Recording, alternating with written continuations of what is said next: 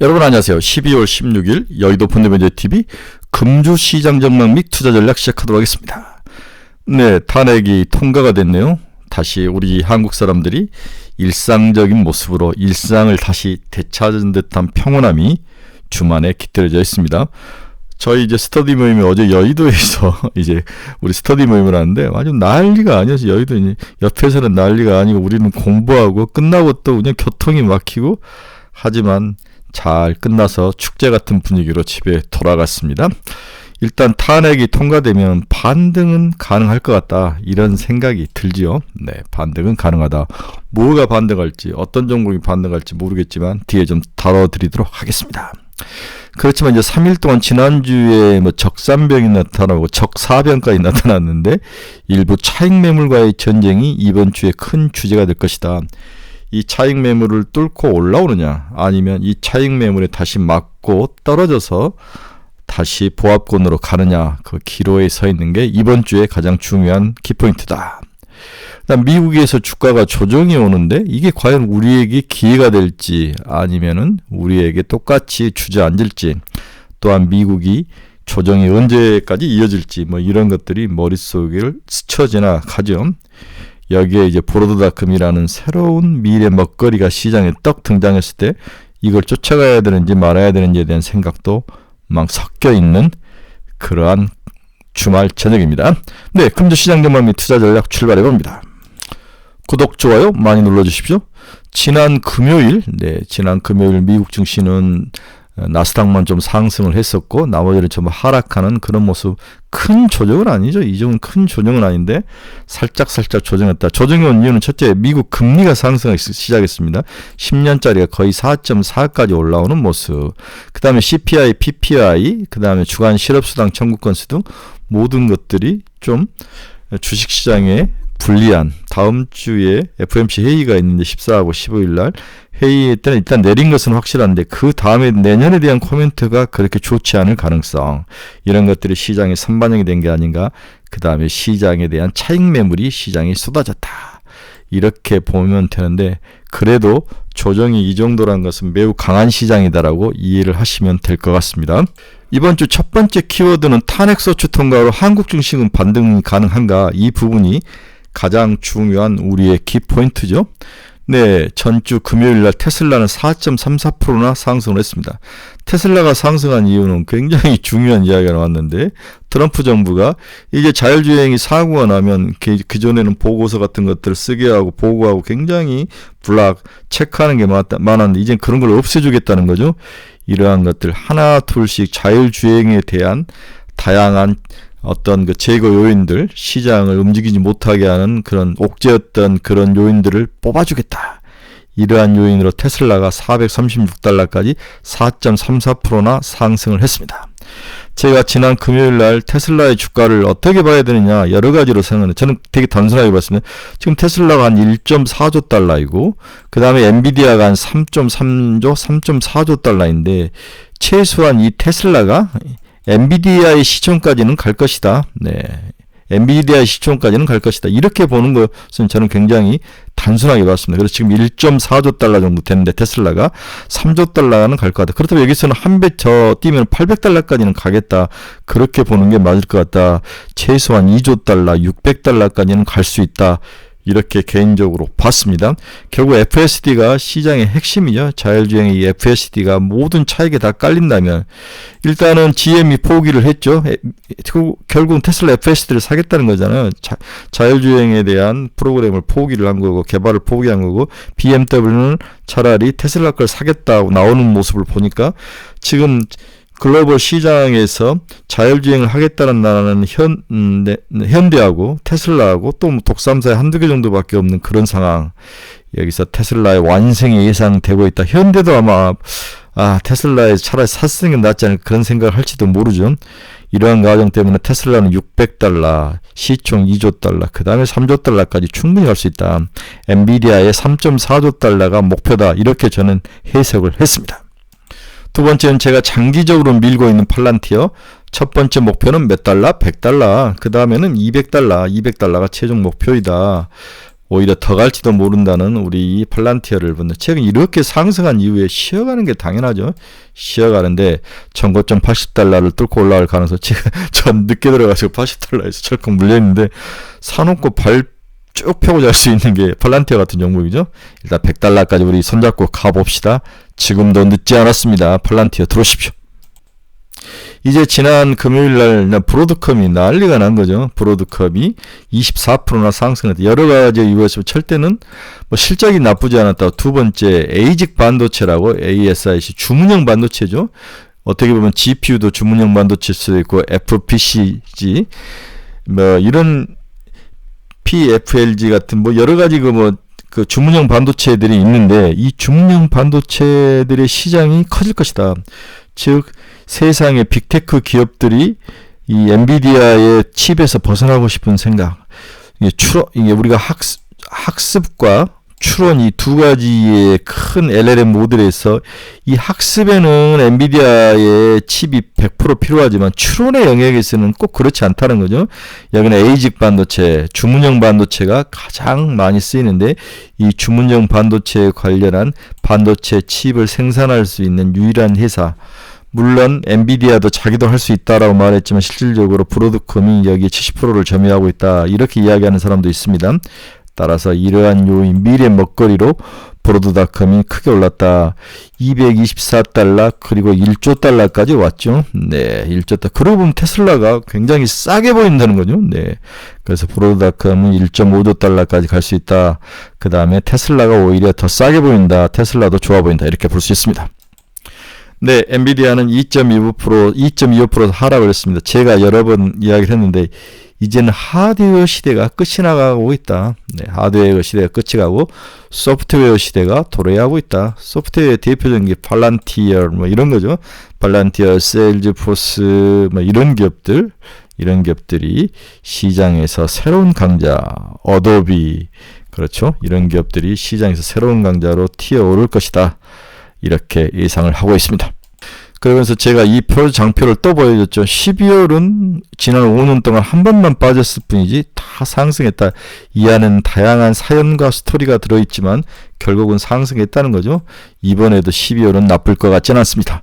그래서 저는 내년 4월, 5월 초까지 주가가 상승하고 그 이후에는 본격적인 뭐 관세 전쟁이라든지 다음에 우리 트럼프 아저씨의 다양한 그러한 글로벌 다른 시장 다 죽이기, 자기만 살겠다는 전략이 본격화되는 5월 이후부터는 조심하자는 게 제 생각이죠. 한 분기 더 먹을 수 있는 기회는 남아 있습니다. 네, 무슨 말이 필요하리? 네, 탄핵 통과에 대해서 우린 열심히 최선을 다해서 가족을 위해 살아가고픈 일상으로 복귀를 환영한다. 진짜 지난 한 1주, 2주 동안 정말 우리나라에서 과연 이런 일이 일어날 수 있을까? 군부 독재 시절도 아닌데 어떻게 검사 출신이 이런 일을 벌릴 수 있을까? 사형을 시켜야 되죠. 네, 일상으로 돌아가는 변화는 주식시장의 기회가 될 수 있을 것이다. 우리가 원하는 리더가 절대 아닙니다.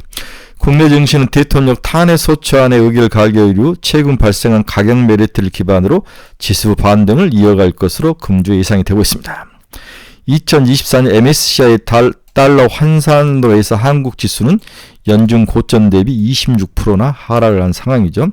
과거 글로벌 금융위기, 선진국 재정위기, 코로나19 팬데믹, 연주 금융금리 인상 이후 국면을 제시하면 고점 대비 최소한 마이너스 13%, 최대 마이너스 27% 하락했던 점을 감안하면 가격 조정은 충분히 진행된 상황이다. 한편 기술적으로 4거일 연속 코스피가 양봉 기록 이후에 일주 정도 단기 기간의 조정이 발생을 과거에 그랬다는 거죠. 그러나 한 달 정도로 크게 보면은 추가 상승하는 것이 일반적이었다. 제가 앞에서 보여드렸다시피 12월은 상승한다. 단기적으로 이번 주에 당연히 조정은 올 수 있을 것 같아요. 하지만 길게 보면은 상승했다. 이것을 꼭 기억하시고 견뎌야 된다는 거죠. 또한 12월 18일 연준이 기준금리를 인하할 것에 대한 기대감, 국내 증시는 연중 낙폭 과대를 탈출할 것이다. 또한 2025년 순이익이 증가할 것으로 기대하는 업종에 대한 투자도 좀 필요하다. 반도체, 은행, 소프트웨어, 하드웨어, 방산, 조선, 막 이런 것들, 이런 종목들, 화장품, K푸드, 그 다음에 엔터 이런 종목들은 상승하면서 올라올 것이다. 2004년 노무현 대통령 탄핵 기간 동안은 코스피가 마이너스 9.5, 최종 결정이 나왔기에 탄핵 시작, 소추가 통과되고 탄핵 기간까지 약 64일이었는데 이때는 마이너스 9.5, 17일 박근혜 나면 90며칠이었던 것 같은데 3.6% 상승을 했다는 거죠. 네. 지금은 이제 박근혜 케이스라고 봐야 되는데 주가는 나쁘지 않았다는 겁니다. 네. 여러 가지 암초들이 제거되는 거죠. 글로벌 시장에서도 우리나라 CDS 프리미엄이 올라가지 않습니다. CDS 프리미엄이 올라갔다는 것은 우리나라의 리스크가 반영됐다는 건데 그만큼 우리나라의 민주힘의 파워의 복원력이 세계적으로 큰 이그젬플, 얘가 좋은 애가 되고 있다. 이렇게 봐야 될 것 같아요. 원달러 환율은 올라가고 있는데 저는 더 올라가지는 않을 것 같습니다. 하락으로 뛸 확률이 높아 보인다. 최근 YTD로 글로벌 주식시장의 수익률을 YTD랑 올 1월 1일부터 어제 지난 금요일까지죠.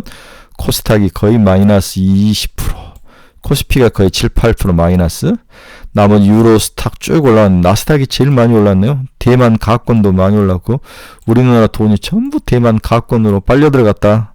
이렇게 봐야 될 것 같아요. 억울합니다. 무식한 대통령 때문에 정말 억울한 1년이었다라고 볼 수 있습니다. 두 번째 우리가 또 논의해야 될 거 봐야 될 주제는 미국은 지속 상승할 것인가. 12월 FOMC를 앞두고 견조한 경기 지표가 이어졌던 랠리에 부담을 느끼며 단기 조정이 최근 나타나고 있죠. 미 증시는 나스닥을 제외하고 금요일 하락 마감을 했습니다. 12월 FOMC를 앞두고 최근 발표된 고용 지표가 견조한 모습을 보였음에도 그렇게 상승 랠리를 지속적으로 이어갔던 것에 대한 부담감, 또한 금리가 상승하고 인플레이션 지표들이 예상치에는 들어왔지만은 내려가지 않고 소폭 상승에 올라간 점은 단기 조정의 빌미를 제공했다. 그동안 랠리를 주도했던 나스닥과 대형 기술주 중심으로 매물이 출회됐죠. 엔비디아라는 이런 종목들.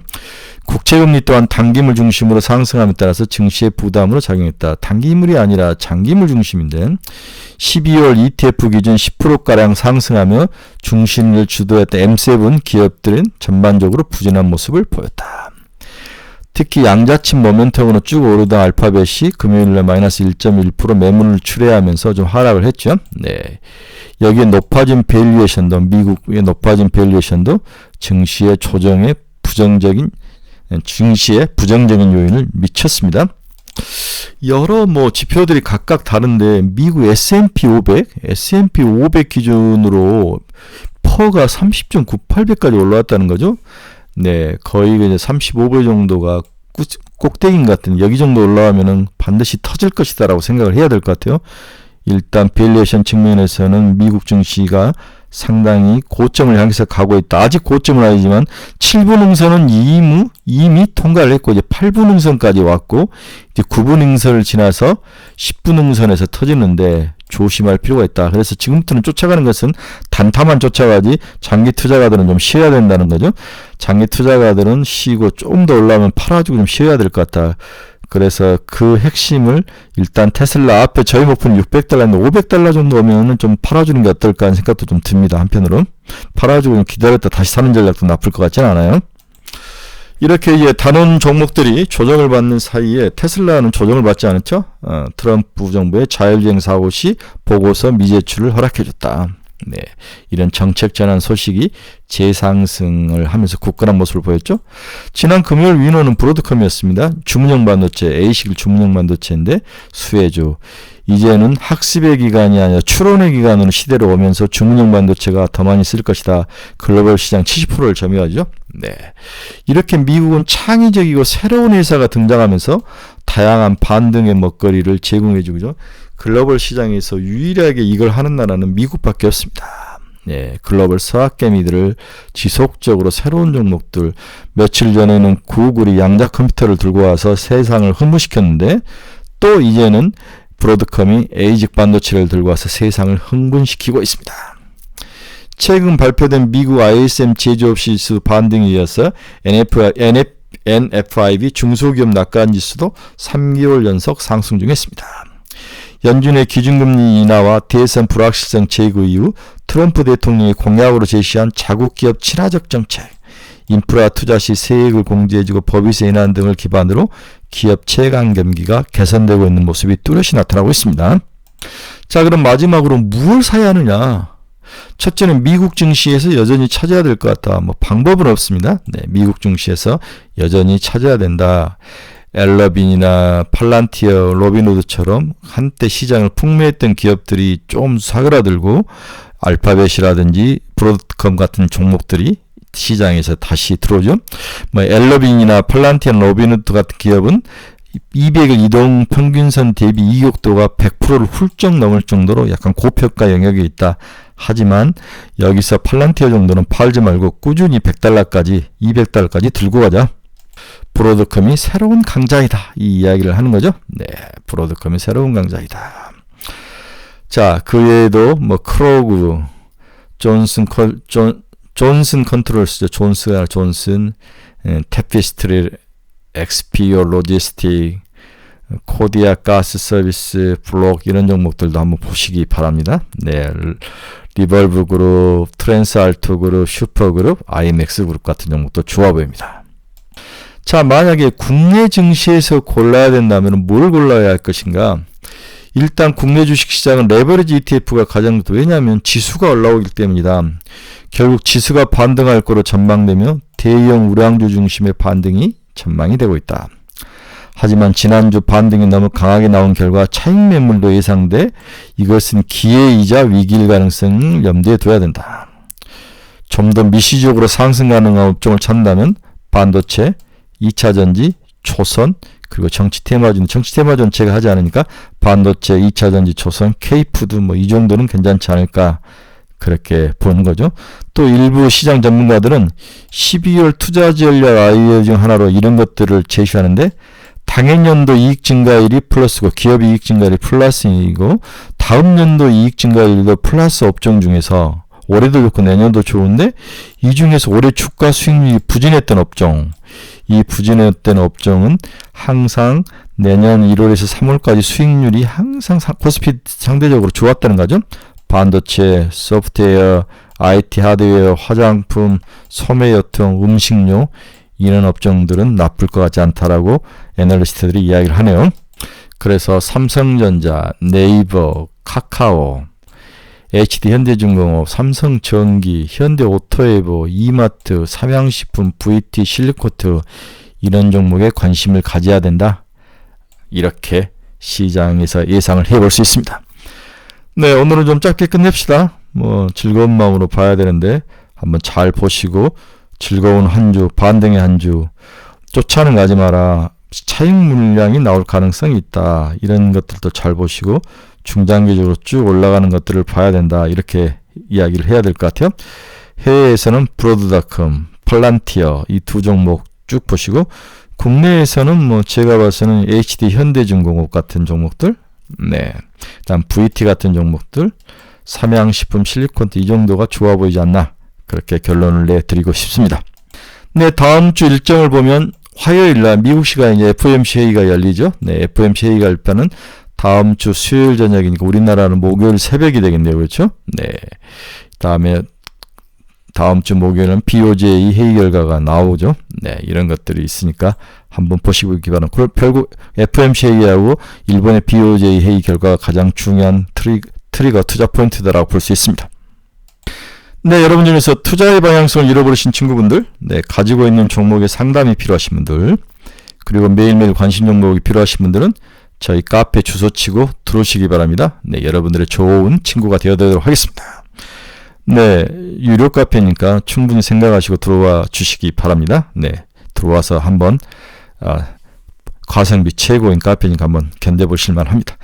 네, 여러분 주말 잘 보내시고 다음 주는 일단은 분위기는 좋다. 하지만 너무 많이 올랐기 때문에 단기적으로 차익 매물은 있다. 하지만 차익 매물을 소화하고 다시 올라갈 가능성도 있기 때문에 잘 견디는 게 나을 것 같다. 뭘 사야 하느냐는 일단 레버리지 ETF를 중심으로 사고 앞에서 말씀드린 종목들을 좀 사는 게 어떨까. 그 다음에 미국은 브로드컴 좀 조정받으면 팔란티어도 좀 들어가고 브로드컴도 들어가면 나쁠 것 같지는 않다라고 정리를 해드리고 싶네요. 여러분 감사합니다. 화요일 새벽에 뵙도록 하겠습니다. 저는 좀 이따 이제 브로드컴을 좀 더 자세히 만들어서 단품 종목으로 다시 유튜브를 통해서 올려드릴 테니까 많이 시청해 주시기 바랍니다. 여러분 감사합니다. 좋은 주말 오후 되십시오.